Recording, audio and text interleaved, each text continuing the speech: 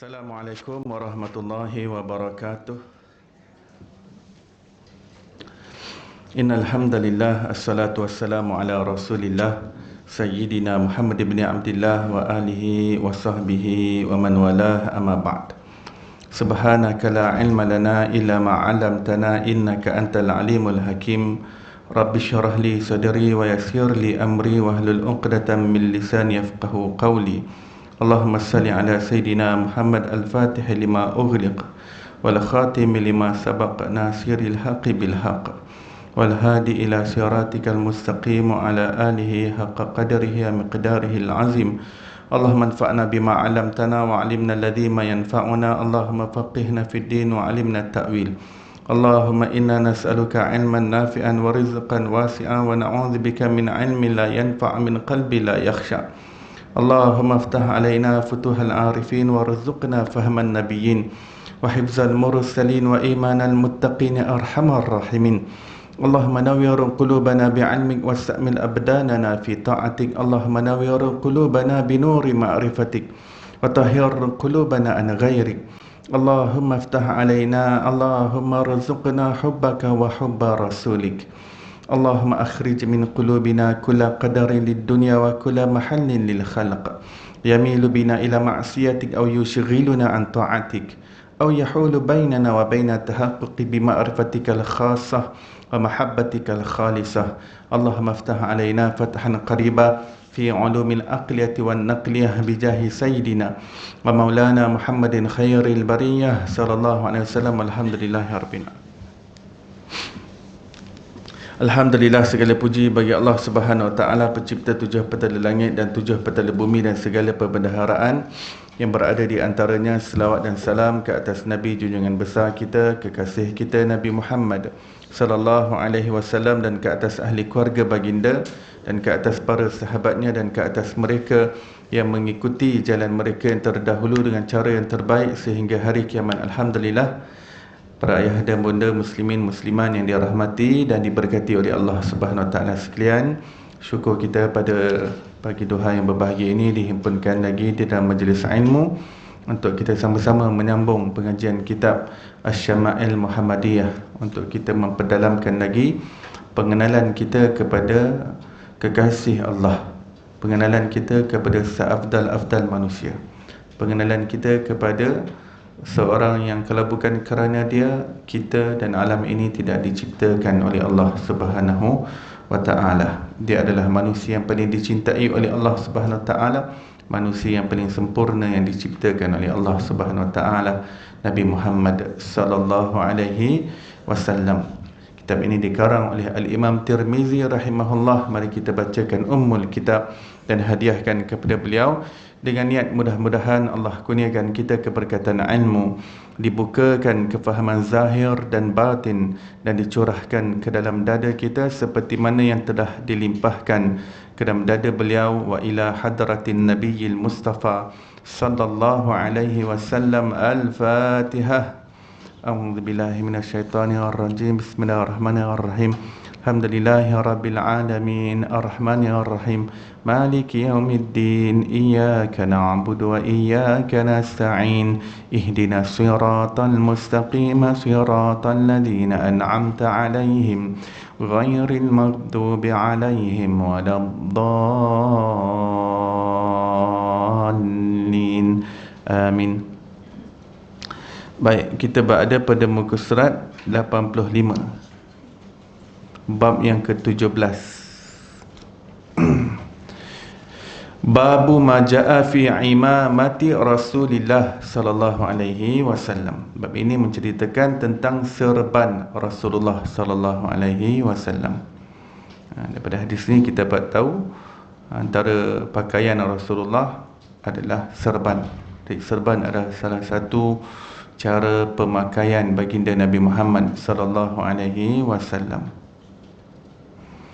Haddatsana Muhammad ibn Bashar, haddatsana Abdurrahman ibn Mahdi an Hammad ibn Salamah, haddatsana Mahmud ibn Ghailan, haddatsana Waqi' an Hammad ibn Salamah an Abi Zubair an Jabir radhiyallahu anhu qala dakhala an-nabiy sallallahu alaihi wasallam Makkah yaumal fathi wa alaihi imamatun sauda.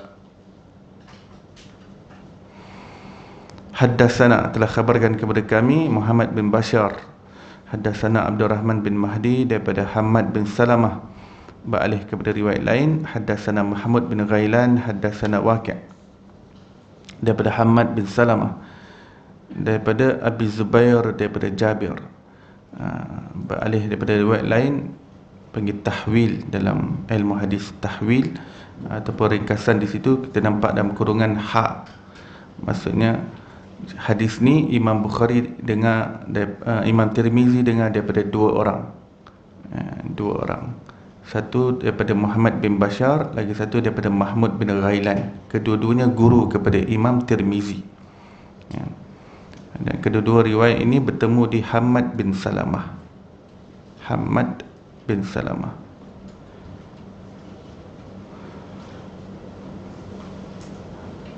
Baik.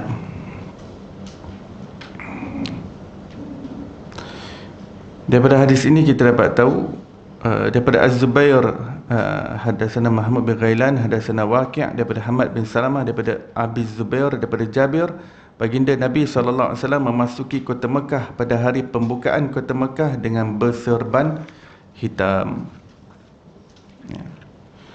Nabi SAW pakai serban hitam. Jadi serban ni tak semestinya putih. Nak pakai warna hitam pun boleh, nak pakai warna hijau pun boleh, nak pakai warna putih pun boleh.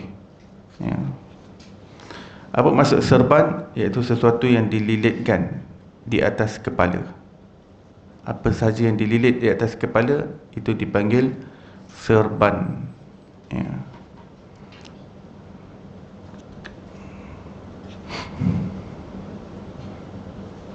Kalau orang Melayu tu dililit-lilitkan pelekat atas kepala dia jadi bentuk tanjak, itu dah boleh panggil serban. Sebab serban ni dimutlakkan kepada sesuatu yang dililitkan di atas kepala. Bahasa Arabnya imamah. Serban dalam bahasa Arab imamah. Imamah dimutlakkan maknanya kepada apa sahaja yang dililitkan di atas kepala.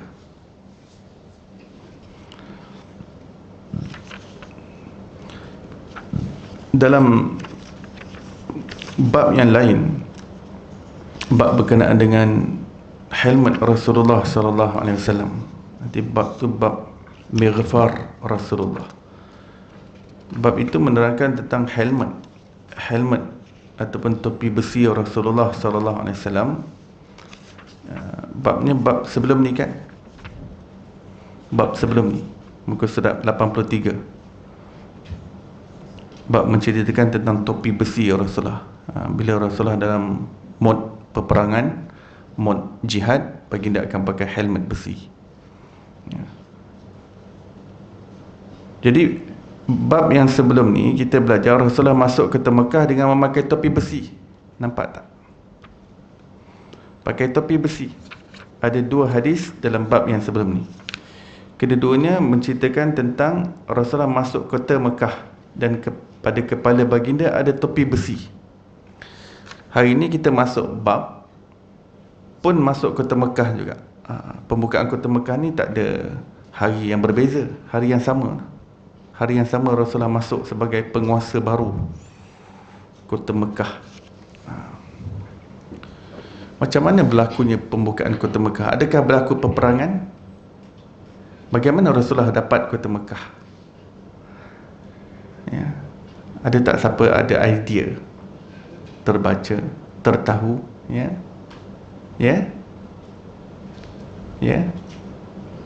Jangan malu-malu.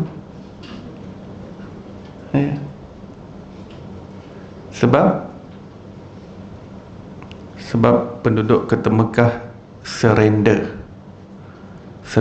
tak sempat berlaku peperangan. Penduduk kota Mekah surrender, angkat kain putih macam ni.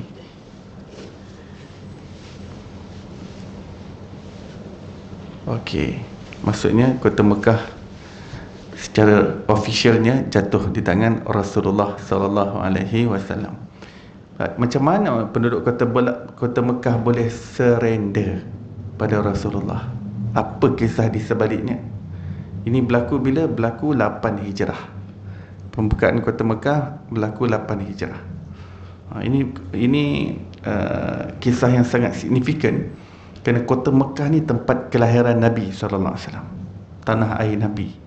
Tanah yang Rasulullah tak sanggup sebenarnya nak tinggalkan, tempat kelahiran beliau. Di situ ada Kaabah, ada Hajar Aswad, di situ ada Zamzam, di situ ada Kaabah, di situ ada Hijr Ismail, Safa, Marwah, Sa'i antara keduanya. Di situ ada Mataf, tempat tawaf makam Ibrahim.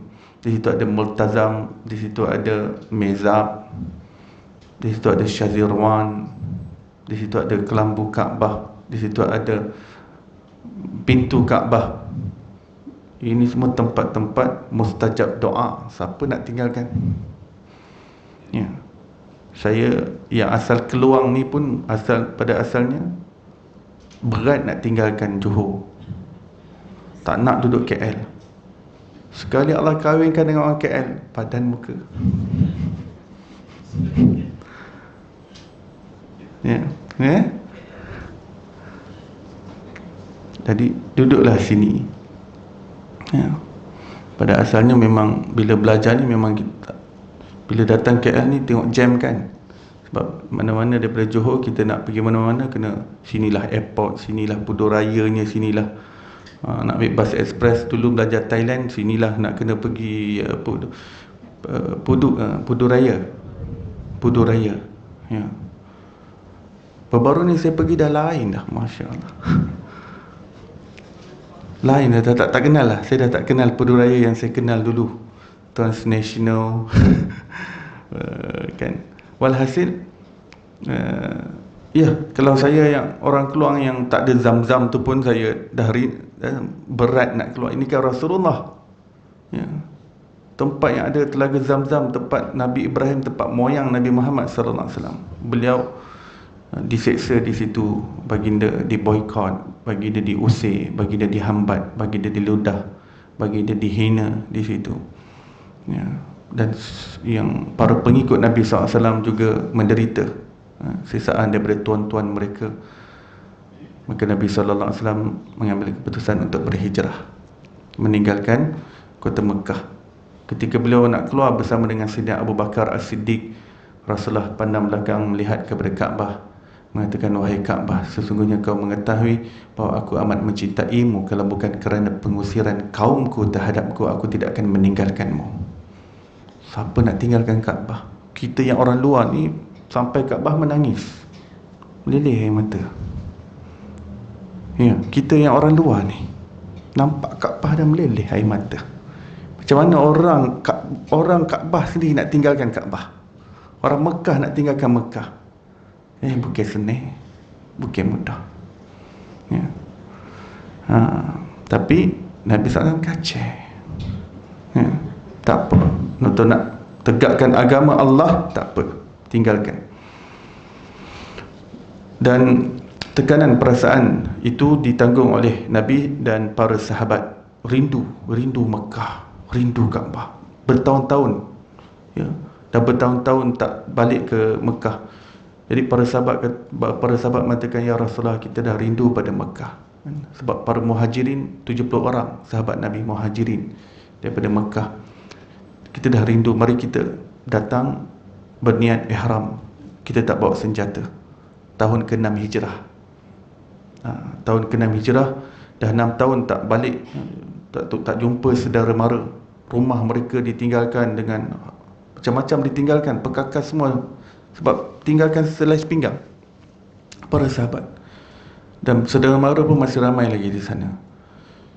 Jadi mereka minta pada Rasulullah untuk adakan umrah, ziarah, dan kita cuba berdialog lah dengan orang kafir untuk kita masuk umrah saja. Kita tak angkat senjata, tengok kita tak berperang apa. Ya, masuk untuk ziarah saja, umrah. Tapi jadi mereka pun dah berihram di Bi'r Ali. Bir Ali, keluar daripada kota Madinah sikit, Bir Ali, kita pakai ihram. Mereka pun bergerak, bukan naik kereta api ke Mekah, bukan naik bas ekspres. Naik bas ekspres pun 6-7 jam antara Madinah, sebab 450 km, bukan 45 km. Jadi dengan unta mereka bergerak berhari-hari. Lepas 2 minggu tak silap saya, seminggu atau 2 minggu barulah sampai ke suatu tempat. Dan nak sampai, nak masuk Mekah, mereka ditahan oleh kafir Quraisy sebab mereka dengar rombongan nak masuk ke Mekah. Jadi mereka tahan di Hudaibiyah. Hudaibiyah ni lebih kurang 30-40 km dan nak masuk Mekah. Hudaibiyah ni just outside Mekah. Mereka tahan, roadblock, pasport. Maka Nabi SAW mengatakan, izinkan kami masuk. Kami bukan niat perang, lihat kami tak bawa apa-apa alat peperangan pun, tak bawa pedang, tak bawa apa. Kami pun nampak ni ihram, kami nak masuk. No visa. Kafir Quraisy kata, no visa. Kemudian para sahabat mengatakan, ya Rasulullah, engkau adalah utusan Allah, mintalah berundinglah dengan mereka. Kita dah jalan jauh, ya, dah menempuh perjalanan, dah ihram dah ni, dah ihram kan. Jadi nak sempurnakan ihram ni kena masuk, kena tawaf Kaabah dan tahallul. Minta runding lah, minta slow talk, cakap baik-baik dengan mereka. Maka Nabi SAW mengatakan, baiklah. Jadi beberapa wakil daripada kafir Quraisy datang berunding dengan Rasulullah. Rasulullah mengatakan, berilah kami visa masuk, berikan kami visa. Mereka kata, this year we don't issue any visa. We don't issue any visa this year. So when, kata Rasulullah, next year we're gonna issue the visa. Next year, come again next year. Rasulullah kata, tak boleh ke kali ni masuk sekejap ya, ziarah sekejap ya, masuk tawaf tak, ketupin sekejap ya, sementara. No visa, kata. Pahal tak, kata. No visa this year, no visa. Jadi Rasulullah cuba berunding, dan para sahabat pun menunggu dengan penuh kegusaran, semua gelisah, semua dah rindu sangat dah. Bila dah dekat sama Mekah ni, hati perasaan tu, ya Allah kan. Kemudian tak berjaya, dirunding balik. Runding dengan suatu perjanjian termaktub. Perjanjian itu nama Perjanjian Hudaibiyah. Perjanjian ni perjanjian gencatan senjata, ya. Perjanjian ni sebenarnya berat sebelah. Para sahabat semua rasa lebih tertekan dengan perjanjian tersebut, sampai sahabat-sahabat Nabi yang besar pun tertekan, ya. Tapi Nabi SAW pujuk mereka, tunjukkan akhlak yang baik pada mereka. Tak apa, kita bersabar, Allah atur yang terbaik untuk kita. Tahun ni Allah tak izinkan kita masuk, ada hikmahnya, ada hikmah. Sayyidina Umar radhiyallahu anhu mengatakan, ya Rasulullah, bukankah engkau adalah utusan Allah? Bukankah engkau orang yang hak? Engkau di atas jalan yang hak, diutus oleh Allah dengan hak. Bukankah engkau telah bermimpi bahawa kita akan masuk ke dalam Mekah? Maka Nabi SAW mengatakan, benar wahai Umar, aku bermimpi masuk Mekah, tetapi aku tidak dijanjikan bila kita dapat masuk ke Mekah tersebut. Aku yakin kita akan dapat masuk Mekah, tapi aku tak tahu bila. Aku tak diberitahu oleh Allah bila kita boleh masuk Mekah. Maka pada hari ini kita telah bersiap sedia untuk masuk, dan Allah tak izinkan, bermakna Allah atur perkara yang lebih baik untuk kita. Perbualan itu disesali oleh Sayyidina Umar seluruh hidupnya. Perbualan dia tanya Rasulullah, bukankah Tuhan berada di atas yang hak? Setiap kali dia mengingati persoalan itu kepada baginda, dia menangis. Kerana pada ketika itu perasaan bukan saja Sayyidina Umar yang hebat itu, semua sahabat pun dalam keadaan sangat bingung, sangat bingung. Para muhajirin yang ikut Rasulullah tu, muhajirin, asal pun ada ikut, tapi muhajirin yang sangat tertekan pada ketika itu. rindu kampung halaman sangat hebat, sebab mereka orang asli Mekah. Itu tekanan perasaan, mujahadah, pengorbanan perasaan. Sampai Rasulullah SAW mengatakan, ya wahai Umar, aku bermimpi dan aku yakin aku dijanjikan untuk masuk ke Mekah, tapi ternyata our attempt today is not allowed by Allah Subhanahu Wa Taala. Allah yang tak izinkan kita untuk kali ini. Maksudnya ada waktu yang lain yang Allah Taala tentukan untuk kita masuk. Pasti masuk wahai Umar. Rasulullah tak melenting pun bila Sayyidina Umar tanya macam tu. Rasulullah tak tanya balik, Umar, do you have doubt about me? You have a mere doubt about me that I'm the messenger of Allah, or Umar? Sikit pun tak melenting. Tapi Rasulullah layan. Rasulullah menyantuni. Rasulullah tahu tekanan perasaan, emosi yang sedang dialami oleh para sahabatnya. Rasulullah berperintahkan kita semua tahallul di sini. Bila seseorang nak masuk ke Mekah tak dapat disebabkan kekangan dan halangan yang menyebabkan dia tak dapat masuk, dia kena tahallul dan dia kena bayar dam, ya. Jadi kita tahallul di sini, iaitu dengan letakkan kepala kita, cukur kepala. Maka bila Rasulullah keluarkan perintah cukur kepala, para sahabat begini, kan? Ada yang main batu, ada yang semua seolah-olah macam tak dengar perintah Rasulullah, seolah-olah tak dengar, sebab emosi mereka sedang betul-betul merudum pada ketika itu, sangat-sangat merudum. Tekanan perasaan. Tak ada siapa yang carry out apa yang diperintahkan oleh Rasulullah untuk bertahallul. Tak ada siapa yang nak mulakan dulu. Maka ketika itulah isteri Rasulullah sallallahu alaihi wasallam, Ummu Salamah radhiyallahu anha, mengatakan, wahai Rasulullah, sahabat-sahabatmu sedang dalam keadaan tekanan perasaan yang sangat hebat. Apa kata kalau abang yang mulakan dulu? Abang mulakan dulu. Maka Nabi SAW pun ambil pencukur, baginda mula cukur kepalanya. Melihat demikian itu, beberapa sahabat macam tersedar dalam lamunannya.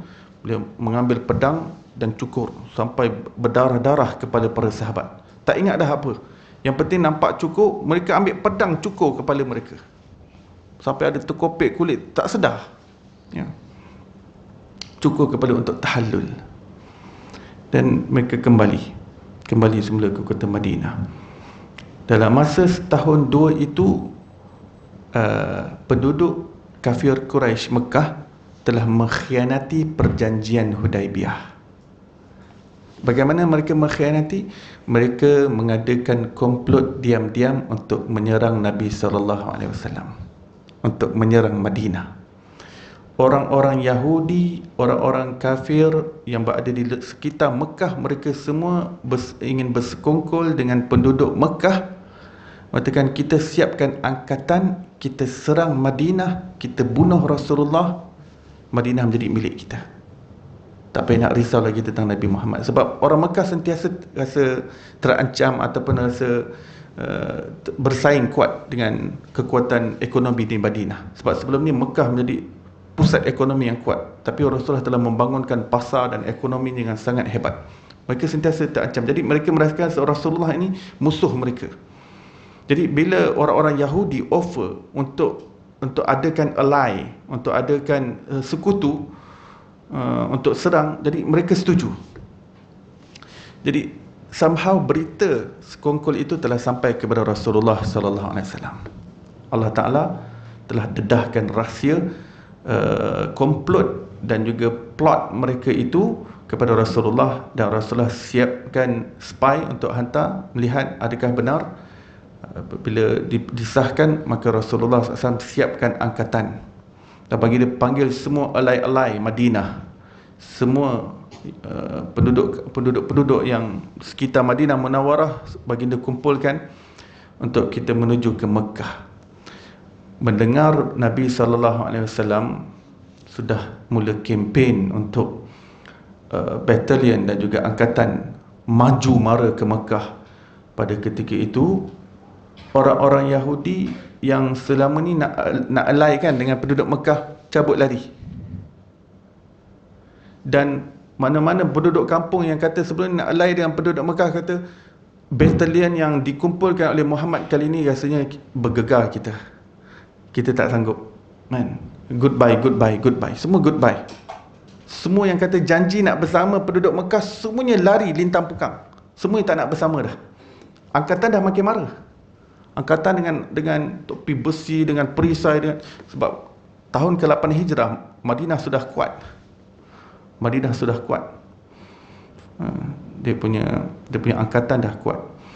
Apabila sudah mula mara, penduduk Mekah melihat masing-masing dengan anak-anak, dengan wanita, dengan orang tua, dengan jumlah yang sebegini nak berhadapan dengan batalion Muhammad, ma'assalamah, kita takkan dapat menghadapinya. Belai-belai kita telah belot pada kita. Sebelum ni kata nak menghadapi bersama, nak hidup semati, kata soulmate, semua lari semua. Sekarang kita berhadapan seorang diri, kita takkan dapat menghadapinya. Jadi mereka adakan mesyuarat macam mana ni? Mereka kata tak ada jalan lain.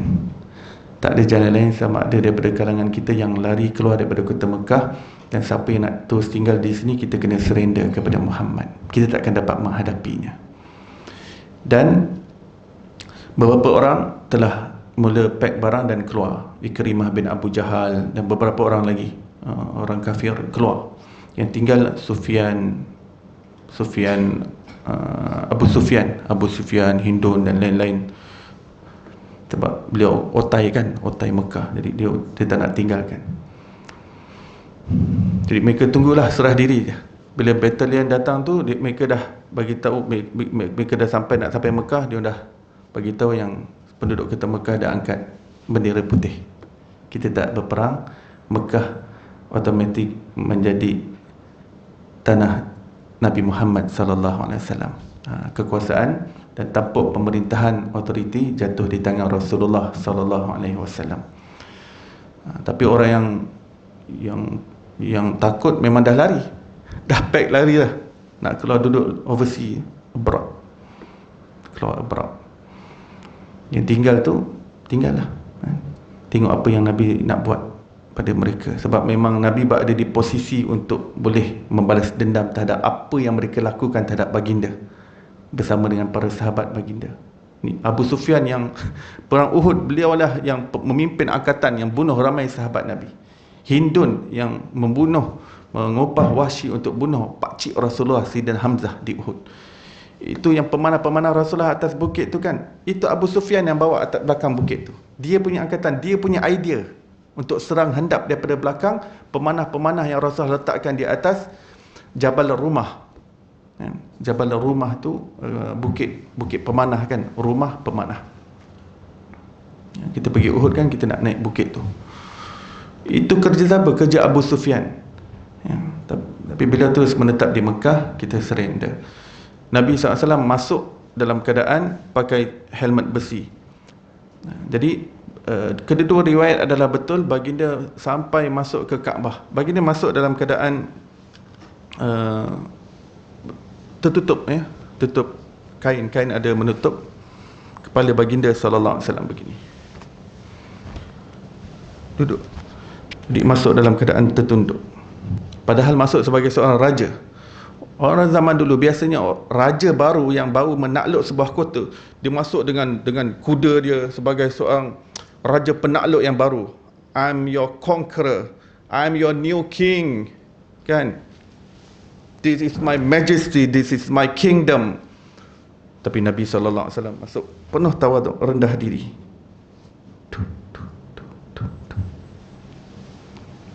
Ya.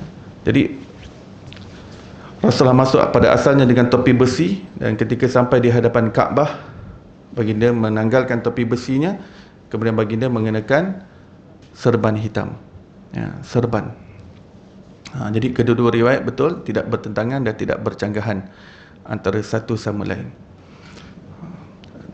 Dan ketika itu penduduk kota Mekah nampak Rasulullah bersama batalion dia masuk. Semua dah dah telan air liur apa yang Muhammad nak buat dengan kita. Sebab semua dah jadi tawanan. Bila surrender, semua jadi tawanan, semua jadi hamba maksudnya. Semua dah jadi hamba. Semua penduduk Mekah menjadi hamba tawanan kepada orang Islam. Dan sebagai hamba tawanan yang pernah bersalah pada Rasulullah, Rasulullah boleh menjatuhkan hukuman apa sahaja. Ya. Dan baginda sampai ke Kaabah, baginda panggil Bilal, Sayyidina Bilal. Sebab Bilal ni kena siksa teruk dulu di Mekah. Dihina, dihinjak, banyak menderita, dibaringkan di atas pasir yang panas, dihempap dengan batu yang besar. Dia hanya mengatakan ahadun ahad, ahadun ahad, ahadun ahad. Kemudian disembat oleh tuannya, dihina. Rasulullah kata, Bilal, sekarang kamu panjat ke lambu Kaabah, naik atas Kaabah dan laungkan azan. Untuk pertama kali azan dilaungkan. Sayyidina Bilal pun naik Kaabah. Allahu Akbar, Allahu Akbar, Allahu Akbar, Allahu Akbar. Untuk pertama kali azan dilaungkan oleh seorang yang telah Allah muliakan, yang dahulunya dihina oleh manusia. Tapi apabila Allah Ta'ala tiba untuk memuliakan, tak ada siapa boleh menghalangnya. Seorang hamba yang berkulit hitam daripada Habsyah, daripada Afrika, Allah telah muliakan. Dan setelah azan, Rasulullah kata pada Sayyidina Bilal, panggil seluruh penduduk kota Mekah untuk datang menghadap, berkumpul di hadapan Kaabah. Mereka pun datang berkumpul. Maka Nabi SAW mulakan khutbahnya yang pertama, syarahan yang pertama. Wahai penduduk Mekah,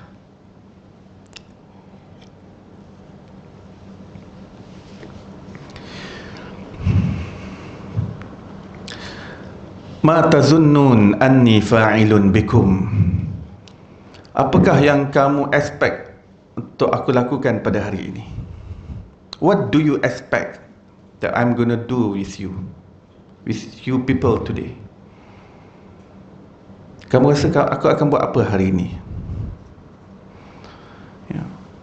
Maka mereka mengatakan, kami mengharapkan layanan yang baik daripada saudara kepada saudara mara dengan baik. Sentimen saudara mara. Dulu tak ada saudara mara. Ketika menyeksa Rasulullah, tak ada sentimen saudara mara, layanan saudara mara dengan baik.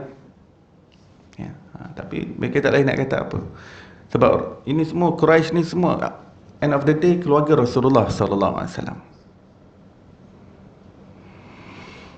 Rasulullah mengatakan, baik, kamu mengharapkan layanan daripada seorang saudara kepada saudara maranya dengan layanan yang baik. Sekarang kamu dengar perkataanku. Kamu semua bebas, merdeka, tidak ada seorang pun yang menjadi tawanan pada hari ini. Izhabu fa antumut tulaqa, dan semua kesilapanmu dimaafkan, dan terus hidup dengan harmoni dalam kota Mekah. Terkejut orang Mekah. Rasulullah berada dalam posisi yang sangat strategik untuk sama ada praktik toleransi ataupun ingin praktik balas dendam. Tapi Rasulullah pilih untuk praktik toleransi dan meninggalkan balasan dendam. Mereka terkejut melihat akhlak dan adab Rasulullah yang sebegini rupa. Betapa besarnya jiwa Rasulullah SAW. Betapa lapangnya dada Rasulullah SAW. Bagi dia mengatakan kepada sahabat, wahai sahabat-sahabatku. Para sahabat mengatakan, ya Rasulullah, al-yaum yaumul malhamah. Hari ini hari yang sepatutnya daging disiat-siat. Sebab hari ini hari yang sangat terbaik untuk balas dendam. Kita masuk dan memegang tapak pemerintahan. Rasulullah mengatakan, la al-yaum yaumul marhamah. Hari ini adalah, tidak wahai sahabatku, hari ini adalah hari kasih sayang ditunjukkan. Hari ini hari di mana rahmat dimanifestasikan. Hari ini kecintaan dipaparkan, wahai sahabatku. Sahabat mata al-yaum yaumul malhamah. Malhamah daripada laham. Laham daging disiap-siapkan, maksudnya dicincang mereka ni, dibunuh maksudnya, balas dendam. Rasulullah kata tidak. Al-yaum yaumul marhamah. Marhamah daripada rahmat. Hari ini kasih sayang, kecintaan, kemesraan ditunjukkan. Ya. Peristiwa itu menyebabkan sebilangan besar penduduk kota Mekah masuk Islam, termasuk Abu Sufyan dan Hindun. Ya. Orang bertanya kepada Hindun, macam mana kau masuk Islam sekarang? Dulu kau kata kalau keldai kau masuk Islam, kau takkan masuk Islam. Ya, dia kata maksudnya dulu dia kata, if my donkey embrace Islam, I will never embrace Islam. Sekarang macam mana kau dah masuk Islam? Ya. Nak kata Hindu ni maksudnya kalau donkey aku pun masuk Islam, aku takkan masuk Islam, maksudnya begitu dahsyat pemusuhannya. Dia kata betul, tapi hari ini Islam dah masuk aku. Aku tak masuk Islam, tapi Islam dah masuk aku.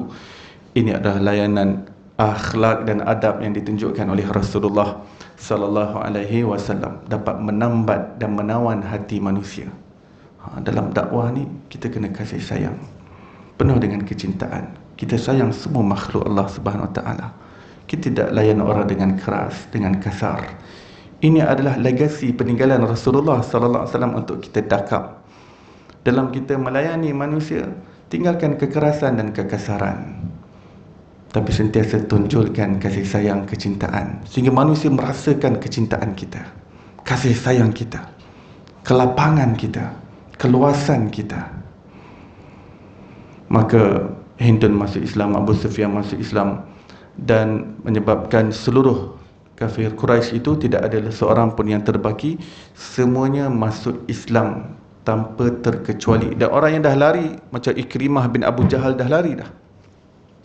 Bila Rasulullah umumkan pengumuman tersebut, mereka, orang penduduk Mekah hantar penunggang kuda yang terlaju untuk cari balik mana-mana ahli keluarga yang dah lari, cabut lari. Kata Nabi Muhammad, bagi kemaafan kepada kita. Mereka kejar balik yang dah lari. Terkejut mereka. Betul ke ni? Serius ke? Muhammad, maafkan kita. Betul ke ni? Ke kau ni spy ke apa ni? Ke ini strategi ke apa ni? Tidak, iya.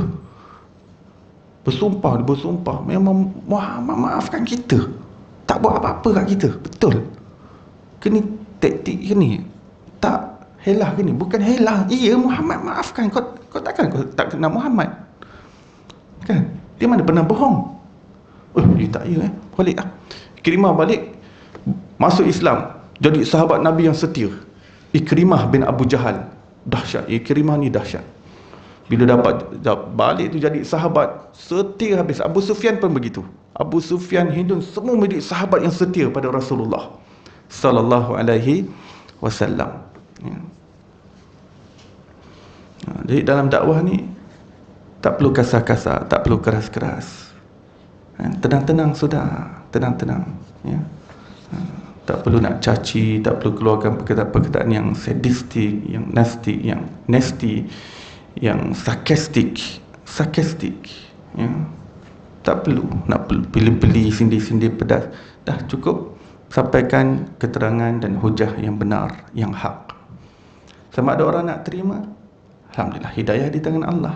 Kalau orang tak terima, hidayah pun di tangan Allah SWT. Hidayah bukan di tangan kita, tapi tugas kita untuk tunjulkan dakwah yang terbaik, kasih sayang yang terbaik, kelembutan yang terbaik, tolak ansur yang terbaik. Adakah kita menyangka kalau kita keras dengan kekerasan, orang tunduk kepada kita, orang makin lari daripada kita? Kalau kita yakin hidayah di tangan Allah SWT, maka lakukan dakwah dengan cara yang terbaik. Sentiasa bersangka baik sesama makhluk Allah Subhanahu wa Ta'ala. Hadis yang berikutnya, haddatsana Ibnu Abi Umar, haddatsana Sufyan daripada Musawwir Al-Warraq, daripada Ja'far bin Amr bin Hurais, daripada ayahnya berkata, aku melihat serban hitam di atas kepala baginda Rasulullah sallallahu alaihi wasallam. Haddatsana Mahmud bin Ghailan dan Yusuf bin Isa, kedua-duanya berkata, haddatsana Waqi' daripada Musawwir Al-Warraq, daripada Ja'far bin Amr bin Hurais, daripada ayahnya, baginda Nabi sallallahu alaihi wasallam berkhutbah kepada manusia dengan memakai serban hitam. Sikit lagi saya nak sambung. Selepas orang kafir Quraisy Mekah masuk Islam, manusia bangsa Arab daripada segenap negara Mereka semua datang berbondong-bondong kepada Rasulullah untuk masuk Islam. Sebab terperanjat tengok macam mana kafir Quraisy, sebab orang-orang Arab kenal Quraisy ni macam mana. Orang Quraisy ni, sebab kalau kita duduk dalam satu bangsa tu, kita tahu bangsa mana yang paling dahsyat sekali, paling rigid sekali, paling keras sekali. Semua boleh tertunduk dengan Rasulullah. Siapa kita ni? Sebab orang bahasa Arab semua mengaku Quraisy adalah yang tertinggi. Sekali semuanya jadi sahabat Nabi sallallahu alaihi wasallam. Berpuluh-puluh ribu manusia daripada Oman, daripada Yaman, semua berbondong-bondong. Sehingga ketika Haji Wida tahun ke-11, Haji Wida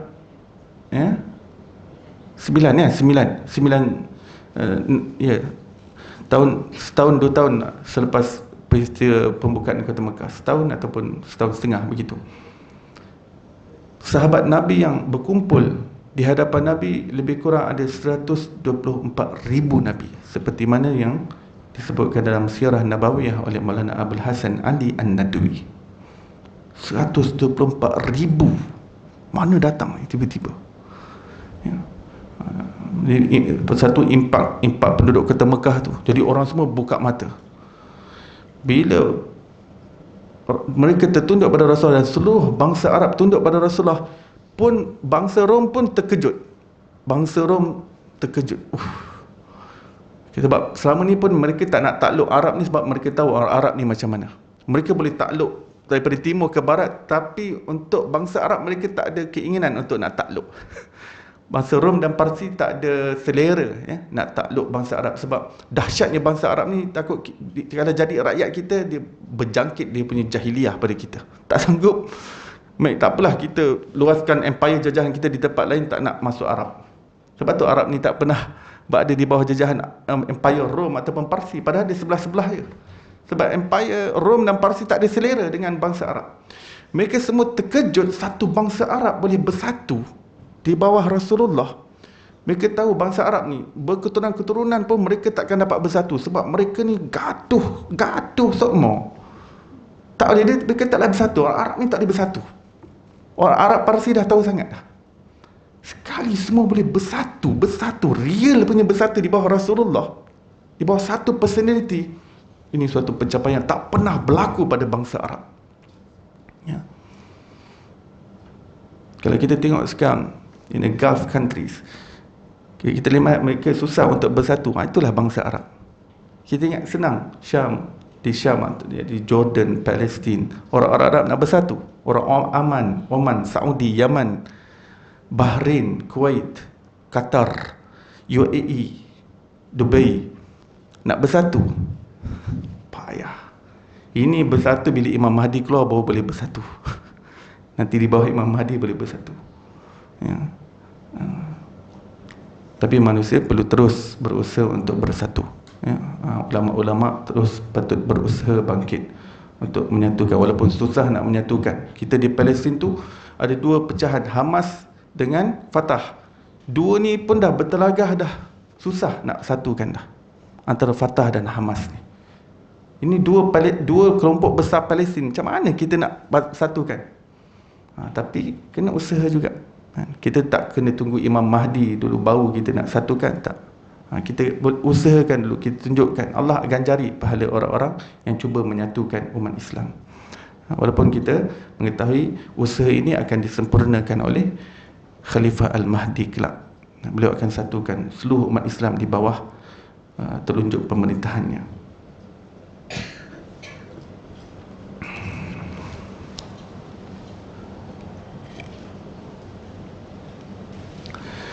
Sebab saya ni duduk dunia Arab, kita tak perlu nak keluar negara, tengok negara-negara Arab yang lain bertelagah. Kita dalam satu kampung tu je, satu kabilah dengan kabilah je, dia punya pergaduhan meleret, memang dahsyat. Kadang saya nak pergi satu tempat tu, kadang saya kena tahan dekat tengah jalan sampai 4-5 jam sebab tengah kabilah gaduh. Sama kampung dengan kampung gaduh. Mereka gaduh bukan Bukan gaduh bertumbuk itu dengan senapang semua. Jadi nak lalu tu bahaya, takut peluru bersipang siur. Ya. Kadang anjing masuk dalam kebun dia, yang ni kambing dia termasuk dia. Benda-benda simple je. Memang benda-benda simple je mereka boleh gaduh, melirik-lirik. Boleh melibatkan nyawa, boleh melibatkan dahsyat. Ya. Orang Arab ni. Tapi the fact that Allah SWT bangkitkan Rasulullah di kalangan bangsa Arab, pasti ada hikmah besar. Bahawa dalam keadaan orang Arab yang seperti itu, sudah tentu bangsa Arab adalah bangsa yang terbaik di dunia ini. Dalam keadaan macam tu pun, by hook or by crook, despite of all that, bangsa Arab semestinya bangsa yang paling hebat di sisi Allah. Kalau tidak mungkin penghulu kepada segala rasul bangkit daripada bangsa ini. Tidak mungkin. Sudah tentu sebab bangsa itu bangsa yang terbaik. Di mana sahaja Rasulullah berasal, di situ tempat yang terbaik. Mekah adalah ibu kepada segala negara. Ya. Baik.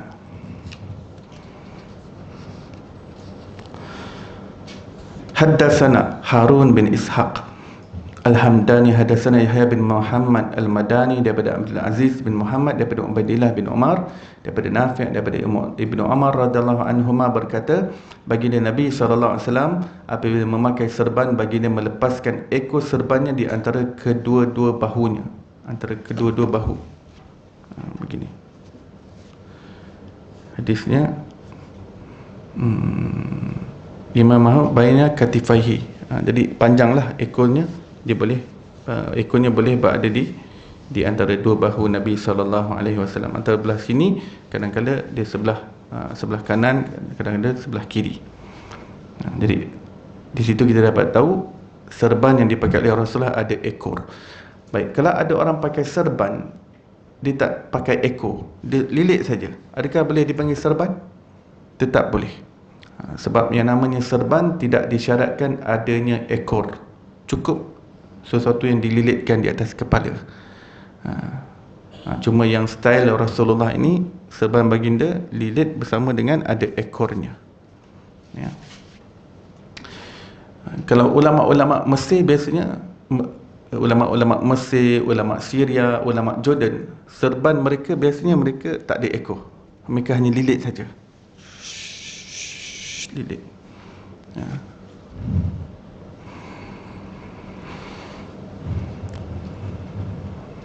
Baik. Berkata Nafi' Ibnu Umar juga berbuat sedemikian, iaitu Sayyidina Ibnu Umar juga lilit serban ada ekor. Berkata Ubaidullah, aku melihat Qasim bin Muhammad. Qasim bin Muhammad ni cicit Sayyidina Abu Bakar As-Siddiq. Dan Salim adalah cicit Sayyidina Umar Al-Khattab. Salim bin Abdullah bin Umar. Salim ni cucu Sayyidina Umar, dan Qasim juga cucu Sayyidina Abu Bakar, sebab Al-Qasim bin Muhammad bin Abu Bakar As-Siddiq. Dan Salim pula Salim bin Abdullah bin Umar radhiyallahu anhu. Kedua-duanya cucu sahabat besar, pun pakai serban ada ekor. Haddatsana Yusuf bin Isa, haddatsana Waqi', haddatsana Abu Sulaiman Abdul Rahman ibn Ghasil daripada Ikrimah daripada Ibnu Abbas radhiyallahu anhuma, baginda Nabi SAW berkhutbah di hadapan manusia dengan memakai serban yang berlumuran minyak rambut. Minyak rambut di sini maksudnya nampak kesan-kesan minyak zaitun. Kerana apa? Kerana baginda orang yang sangat partikular menjaga rambutnya dengan meminyakinya. Ya. Nanti bab yang ke-20 muka surat 94 nanti kita akan lihat cerita macam mana baginda, pakaian baginda yang macam penjual minyak, sebab minyak jatuh-jatuh. Ya. Muka surat 94 tu nak bagi tahu betapa Rasulullah tu particular jaga rambutnya. Ya. Minyak rambut sampai Rasulullah kan nak pakai serban, baginda letak sapu tangan, qina'. Sapu tangan untuk nak lapik antara rambutnya dengan serbannya, supaya serbannya tak terlalu serap minyak yang dipakai oleh Rasulullah sallallahu alaihi wasallam di rambutnya. Jadi sunnah meminyakkan rambut minyak rambut dengan guna zaitun, sama ada lelaki ataupun perempuan. Ya.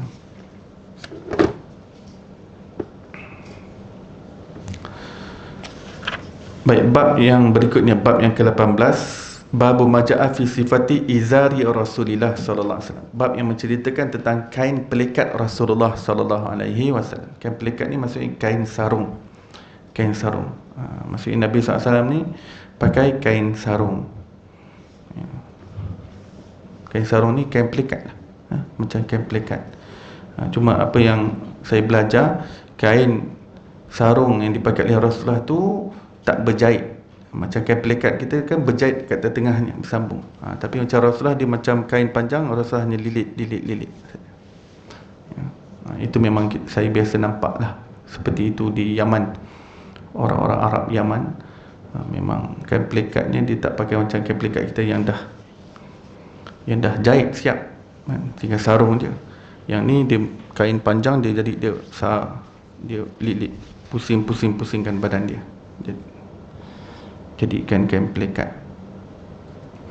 Haddatsana Ahmad ibn Mani, haddatsana Ismail bin Ibrahim, haddatsana Ayyub, daripada Humaid bin Hilal, daripada Abi Burdah, daripada ayahnya berkata, Sayyidina Aisyah radhiyallahu anha mengeluarkan, yakni untuk memperlihatkan kepada kami pakaian yang bertampal serta kain pelikat yang tebal. Sayyidina Aisyah radhiyallahu anha berkata, roh baginda Rasulullah sallallahu alaihi wasallam dicabut ketika baginda sallallahu alaihi wasallam berpakaian dengan dua pakaian ini. Sayyidina Aisyah simpan kain pelikat yang tebal. Ini pun di Yaman pun saya nampak lah, kain mereka tu yang guna untuk kain sarung dia agak tebal. Ya. Macam orang pakai ihram kan ihram kan lilit, dia tak boleh berjahit kan. Lebih kurang Nabi SAW pakai macam tu. Dan pakaian baginda bertampal. Ya. Hadis yang berikutnya, haddatsana Mahmud bin Ghailan, haddatsana Abu Daud, daripada Syu'bah, daripada Ash'ath Ibn Sulaim radhiyallahu anhu berkata, aku mendengar makcikku Ruham yang menceritakan tentang pakciknya Ubaid bin Khalid Al-Muharibi berkata, ketika aku berjalan di Madinah, tiba-tiba ada orang di belakangku menegur, naikkan kain pelikatmu, kerana itu lebih menjaga, yakni lebih bertakwa dan lebih tahan lama. Rupa-rupanya orang tersebut adalah baginda Rasulullah sallallahu alaihi wasallam. Aku berkata, wahai Rasulullah, kain ini hanyalah selimut hitam putih, yakni kain hitam bergaris putih, iaitu dia belang-belang hitam putih. Ya. Rasulullah SAW bersabda, apakah kamu tidak mendapati padaku contoh tauladan? Lalu aku melihat rupa-rupanya kain pelikat baginda sampai ke pertengahan betis. Ya. Singkat, maksudnya tidak melirik di atas tanah. Macam ni siapa pakciknya pakcik ni tadi nama Ubaid ni radhiyallahu anhu berjalan dengan kainnya melirik di atas. Jadi Rasulullah kata, angkat, jangan melirik. Jadi dia mengatakan kain ni kain biasa je, kain biasa, kain belang biasa. Kalau kena tanah pun tak ada masalah lah, dia tak kisahlah kualiti, memang kualiti tak apalah, kena tanah pun. Tapi Rasulullah kata, tidakkah engkau ingin menjadikan aku contoh tauladan? Kemudian beliau melihat, oh Rasulullah pakai naik sampai ke pertengahan betis. Ya. Maka Rasulullah tunjukkan apa yang terbaik untuk nak pakai. Ya.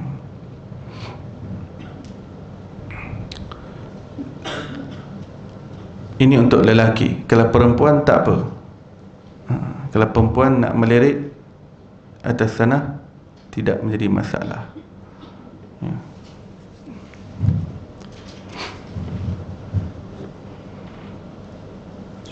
Bahkan lebih afdal lah sebenarnya untuk perempuan melirik tu, sebab dia lebih dapat tutup aurat dengan lebih baik. Untuk perempuan tak apa.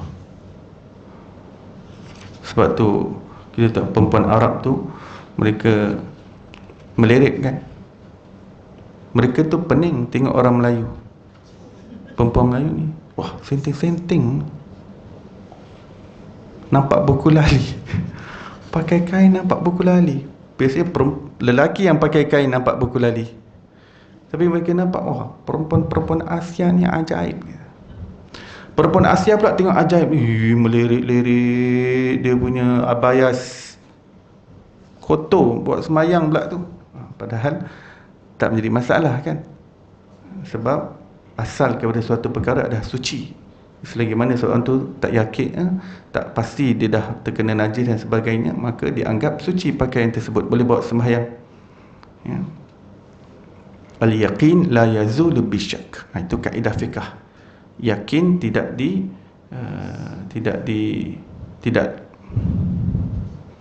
terhapus dengan syak. Jadi sesuatu yang kita yakin itu kita tak terkena najis apa-apa dah. Kalau sekadar syak, tak terkena. Dia tak bagi faedah hukum di situ. Sekadar syak. Pakaian ni takut terkena najis, takut tadi kalau syak ni dia tak boleh lawan yakin ni. Yakin ni maksudnya kita yakin memang tak terkena. Kita lalu jalan tadi memang tak ada najis.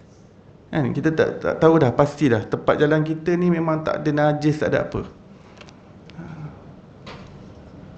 Jadi kalau seorang rasa syak, entah terkena, sebab dia tak pasti kena ke tak, bau pun tak ada apa. Jadi sekadar syak tu dia tak dapat nak menukar hukum yang asal tadi. Asal segala perkara adalah suci. Walaupun tandas sebenarnya, asal pada tandas suci sebenarnya, melainkan jika ada tanda-tanda najis di situ.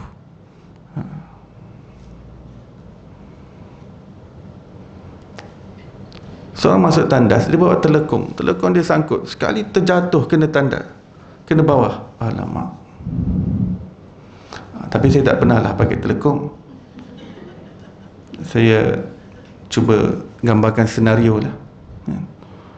Terjatuh atas, alamak, bau, tak ada bau apa-apa, tapi tandas kan, takut najis ke apa ke. Jadi takut ni dia tak efek hukum. Tak efek hukum asal. Asal hukum benda tu selagi mana tak nampak ada rupa najis, tak ada bau, tak ada apa, dia balik pada hukum asal, boleh pakai telekung bawa sembahyang. Itu hukum asal. Tapi kalau rasa takut sangat, takut nanti was-was dan sebagainya, belilah telekung lain. Ada alasan lain nak beli telekung.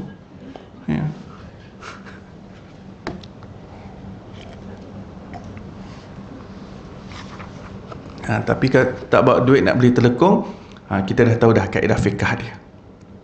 Asal segala hukum suci. Tu dah. Seronok hidup dengan berilmu ni, seronok. Dia mudahkan cara.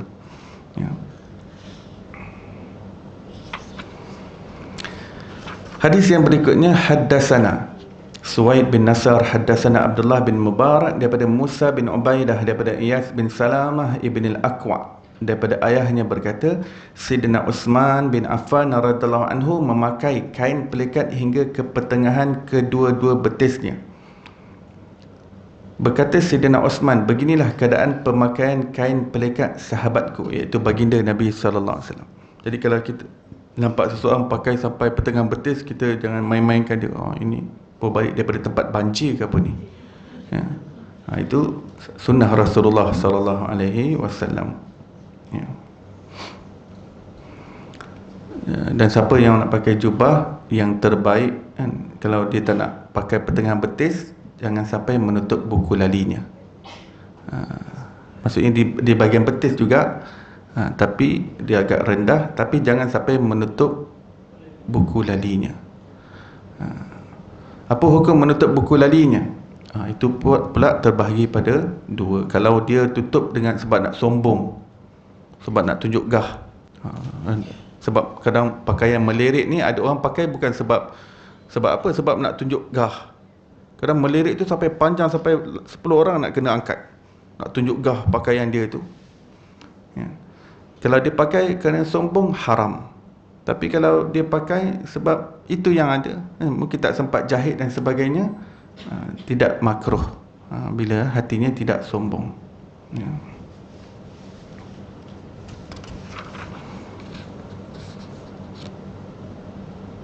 Ataupun seorang pakai kod etika pemakaian pergi office dan sebagainya, dia pakai seluar, terpaksa dia nak tutup buku lalinya pakai stokin lagi, tak menjadi masalah ya, selagi mana dia tutup tu tak sombong. Sebab dah jadi kod etika begitu. Tapi kalau seorang dah pakai tie, pakai kod, pakai kemeja, pakai seluar, tapi nak pakai atas buku lali juga, tak ada masalah. Jangan mempermain-mainkan pula, ini style apa ni, style banjir ke apa. Jangan ya. Maksudnya dalam keadaan macam tu pun dia nak amalkan sunnah, tak ada. Dan kita nampak memang ada orang yang amalkan, tak ada masalah ya. Jadi kita kena bezakan antara sesuatu yang bukan sunnah dan sesuatu yang bertentangan dengan sunnah. Hari ini ramai orang kata ini haram-haram, sebab padahal benda tu bukan bertentangan dengan sunnah. Ya, benda tu bukan sunnah, tapi benda tu tak bertentangan dengan sunnah. Bila sesuatu itu tidak bertentangan dengan sunnah, maka jangan terlalu keras terhadap orang lain. Hadis yang terakhir dalam bab ini, haddatsana Qutaibah bin Sa'id, haddatsana Abul Ahwas daripada Abi Ishaq, daripada Muslim bin Nuzair, daripada Huzaifah bin Yaman berkata, baginda Rasulullah sallallahu alaihi wasallam memegang otot betisku atau betis baginda sallallahu alaihi wasallam, lalu bersabda. Kenapa ada atau? Perawi terlupa waktu dia dengar hadis ni daripada Sina Huzaifah. Huzaifah kata Rasulullah pegang betis Huzaifah, dia ke ataupun dia tu maksudnya Rasulullah. Jadi dia ragu-ragu. Bila perawi ragu, akan dibawakan kedua-dua sekali ya? Betis Huzaifah atau betis baginda. Ini memang ilmu hadis memang begitu.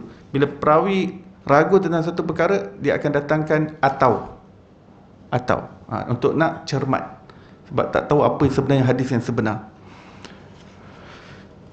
Lalu bersabda, inilah tempat, yakni hujung kain pelikat. Jika engkau enggan, maka lebih bawah daripada itu. Maksudnya yang terbaik ini di pertengahan betis. Tapi kalau kau nak rendahkan lagi, maksudnya nak labuhkan lagi daripada itu, maka tidak boleh hujung kain pelikat itu sampai di buku lali, iaitu jangan sampai menutupi buku lali ya.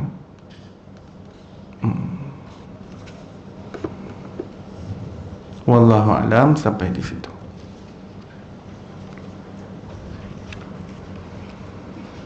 Bab yang berikutnya berkenaan cara jalan Rasulullah sallallahu alaihi wasallam. Betapa terperincinya para sahabat merekodkan tentang Rasulullah, sampai cara berjalan pun kita dapat tahu. Mana ada tokoh yang kita tahu cara berjalannya, tokoh yang hebat. Kalau kita ni suka buku Shakespeare, macam mana Shakespeare berjalan ya. Kalau kita suka siapa, Abraham Lincoln, kita tak tahu macam mana cara dia jalan. Kalau kita suka Alexander Graham Bell, pencipta telefon, kita tak tahu macam mana cara dia jalan. Tapi Rasulullah terperinci direkodkan satu persatu. Maksudnya para sahabat sangat memahami bahawa segala apa yang berkaitan dengan Rasulullah adalah sangat bernilai untuk direkodkan, untuk disampaikan kepada generasi yang berikutnya, supaya mereka dapat gambarkan bagaimana Rasulullah sallallahu alaihi wasallam itu dalam fikirannya. Wallahu a'lam. Mudah-mudahan Allah kumpulkan kita bersama Rasulullah sallallahu alaihi wasallam berkat kecintaan Nabi Muhammad sallallahu alaihi wasallam dan pengenalan kepada baginda.